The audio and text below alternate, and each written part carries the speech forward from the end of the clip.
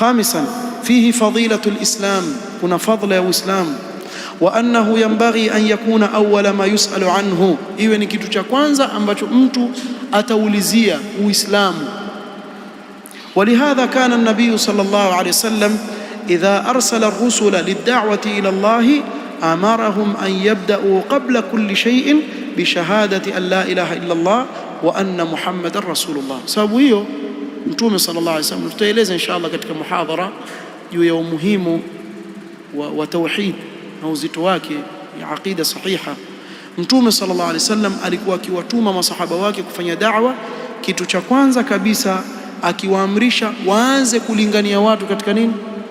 Katika tauhid, ndio Uislamu, kwa ajili ya umuhimu wake. Sadisan, fadlu salati wa annaha muqaddamatun ala ghayriha ba'da ash-shahadatayn, fadla ya sala, na kuwa sala ndiyo nguzo inaotangulizwa juu ya nguzo zote zilizobakia baada ya shahada.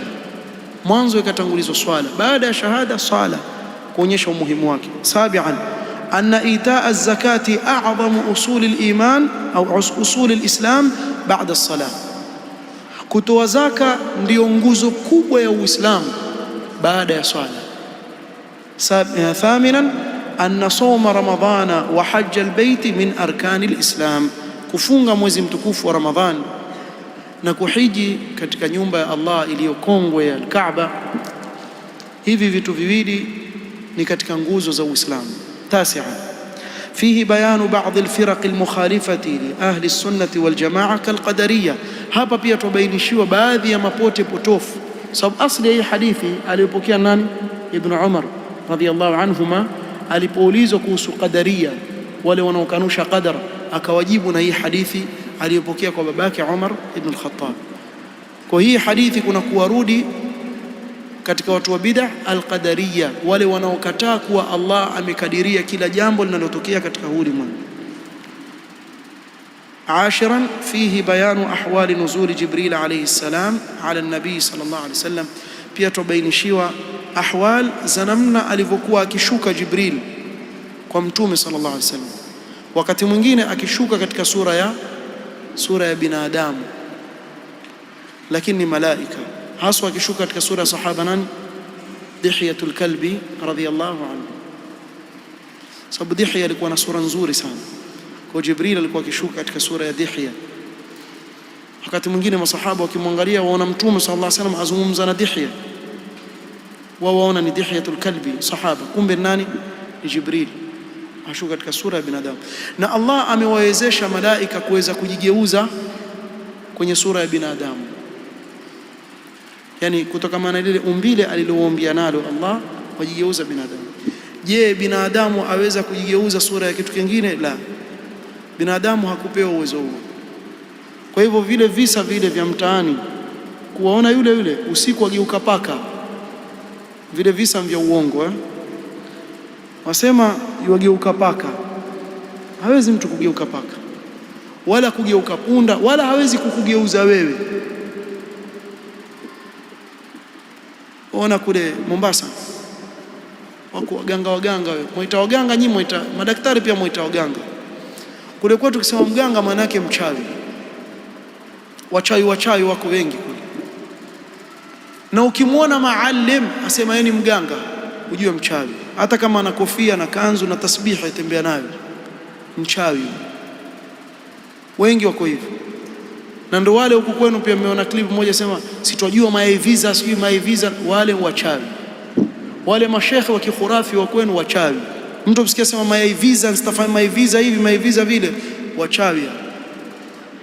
Mmefanya maiviza ya uzwa ghali kuliko mai ya kula. Wallahi alazim, mwajua hivyo nyinyi? Mayai visa ya uzwa ghali kuliko yai lile utakwenda kula nyumbani. Yai visa bwana, wenda kununua ghali kabisa kuliko. Na ndio maana ukiwa mfugaji kuku, yule kuku akishalalia kibakisha mayai visa, afadhali uyavunje.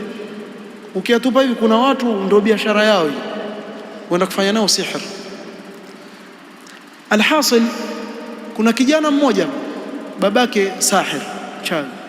Sasa kuna bwana mmoja, watu wamekaa hivi, amwambia yule kijana, kwenda zako wewe, babako mchawi.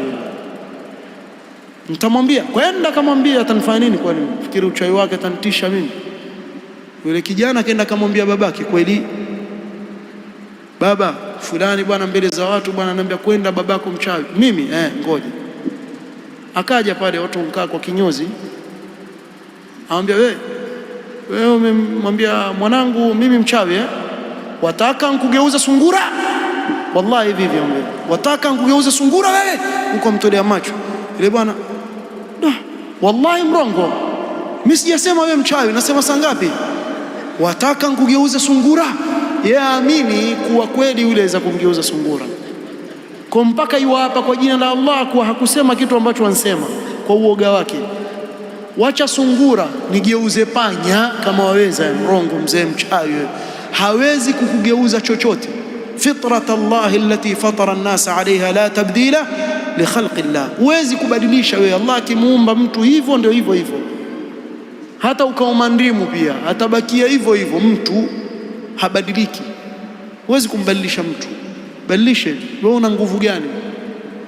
Allah peke yake ndio akitaka kitu sema kun fayakun. Ama mimi na wewe watu wa kawaida tu, na wala wewe huwezi kujigeuza chochote, la paka mweusi wala chochote.